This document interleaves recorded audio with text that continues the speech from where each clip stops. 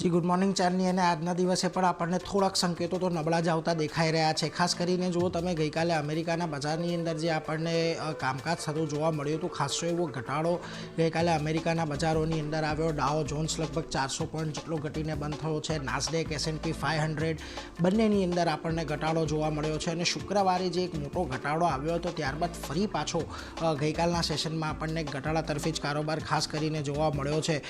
જુઓ S&P 500 નાસ્ડેક 1% વધારે તૂટ્યા છે અને છેલ્લા 8માંથી 3 સત્રોમાં તમને S&P 500 અને નાસ્ડેક આ બંનેમાં 1%થી વધારેનો ઘટાડો આપણને જોવા મળ્યો છે. એટલે એના પર એક ફોકસ ખાસ કરીને રાખવાનું છે. આ ઉપરાંત ગઈકાલ આ 2 દિવસની અંદર જે પોઈન્ટ વાઇઝ આપણને US માર્કેટની અંદર ઘટાડો આવ્યો છે એના પર એકવાર જોઈ લઈએ, કારણ કે શુક્રવારનું એક સેશન તો આપણને ઘટાડા તરફી જોવા મળ્યું જ હતું. ગઈકાલનું સેશન પણ એક ઘટાડા તરફી જોવા મળ્યું અને તમે જોશો ખાસ કરીને ડાઉ જોન્સની અંદર આ 2 દિવસ દરમિયાન લગભગ 750 પોઈન્ટનો એક ઘટાડો આપણને આવતો જોવા મળ્યો છે. S&P 500 લગભગ 150 પોઈન્ટ જેટલો ઘટ્યો છે. નાસ્ડેકની અંદર લગભગ 550 પોઈન્ટનો ઘટાડો આપણને ખાસ કરીને એક આવતો જોવા મળ્યો છે. એટલે જુઓ આ બધા ઘટાડા આપણને છેલ્લા 2 સત્રની અંદર જોવા મળ્યા છે. આ ઉપરાંત અમેરિકાના બજારની વાત કરી લઈએ તો 2024ની અંદર આપણને ત્યાં આગળ કેવા રિટર્ન ખાસ કરીને જોવા મળ્યા તો ડાઉ જોન્સ આ વર્ષમાં લગભગ અનપ્રેસિડેન્ટેડ લગભગ 13% જેટલો વધતો જોવા મળ્યો છે. S&P 500 25%, નાસ્ડેક લગભગ 32% જેટલો અહીંયાથી આપણને વધતો દેખાયો છે. ડોલર ઇન્ડેક્સની અંદર પણ આપણને ગઈકાલે એક ફરી પાછી મજબૂતી જોવા મળી છે. ડોલર ઇન્ડેક્સ 108ના સ્તરની ઉપર હજી પણ આપણને યથાવત રહેતો જોવા મળી રહ્યો છે. ખાસ કરીને 2024ના બ્લૂમબર્ગ ટ્રેકર સ્પોટ ઇન્ડેક્સ અહીંયાથી આપણને આ કહી રહ્યું છે અને એમનું કહેવું છે 2015 પછી 2024નું જે એક વર્ષ છે ઘણું સારું વર્ષ અહીંયાથી રહ્યું છે ડોલર ઇન્ડેક્સના ફ્રન્ટ પરથી. એટલે એના પર એક ફોકસ આપણે ખાસ કરીને રાખવાનો છે. હવે ખાસ કરીને અહીંયાથી 2025 માટે જે બજારની અપેક્ષાઓ છે એની અંદર પણ આપણને વધારો થતો દેખાઈ રહ્યો છે.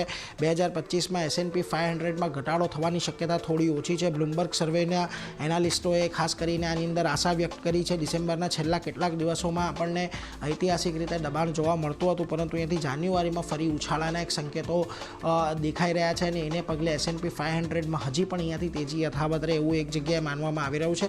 જ્યારે જેરેમી સિગલ પોતાનો અભિપ્રાય આપતા કહી રહ્યા છે કે 2025માં બજાર થોડોક એક પોઝ લઈ શકે છે. ખાસ કરીને S&P 500માં 10% ઘટાડો આપણને અહીંયાથી જોવા મળી શકે છે અને તેજીવાળા કારણો બજારે પહેલેથી પચાવી લીધા છે એવું જેરેમી સિગલનું માનવું છે. એટલા માટે કરીને ખાસ કરીને અહીંયાથી થોડો ઘણો ઘટાડો આવે એવી એક અપેક્ષા છે. બીજી તરફ તમને ક્રૂડની અંદર પણ એક સારો એવો ઉછાળો આવતો જોવા મળ્યો છે. જુઓ WTI ક્રૂડ લગભગ 2 સપ્તાહની ઊંચાઈએ પહોંચ્યું છે.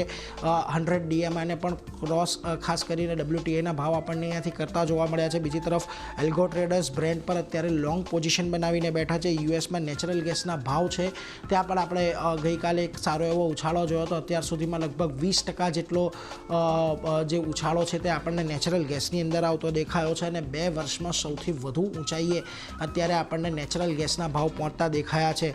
બીજી તરફ ઠંડી વધવાની શક્યતાને કારણે ત્યાં આગળ નેચરલ ગેસની માંગની અંદર એક વધારો થતો જોવા મળ્યો છે. એટલે આ બધા કારણો છે કે જેને લઈને આપણને બજારમાં એક સારી એવી તેજી ખાસ કરીને એનર્જી બાસ્કેટની અંદર જોવા મળી રહી છે. પરંતુ આ બધાની વચ્ચે આજના એશિયાના બજારો પર આપણે એક વખત ખાસ કરીને નજર કરવાની છે, કારણ કે આજના દિવસે પણ આપણને જે સંકેતો મળી રહ્યા છે થોડા ડાઉન સાઇડના જ સંકેતો મળી રહ્યા છે. જુઓ નિક્કે લગભગ 1% જેટલું નીચે છે. તાઇવાન ઇન્ડેક્સની અંદર ઘટાડો ચાલી રહ્યો છે. કોરિયાના બજારોમાં 5%નો એક સામાન્ય ઘટાડો છે, પરંતુ જો સ્ટ્રેટ ટાઈમ શાંઘાઈ બંને લાલ નિશાનમાં છે. હેંગસેંગ તમને થોડું અત્યારે પોઝિટિવ લાગી રહ્યું છે.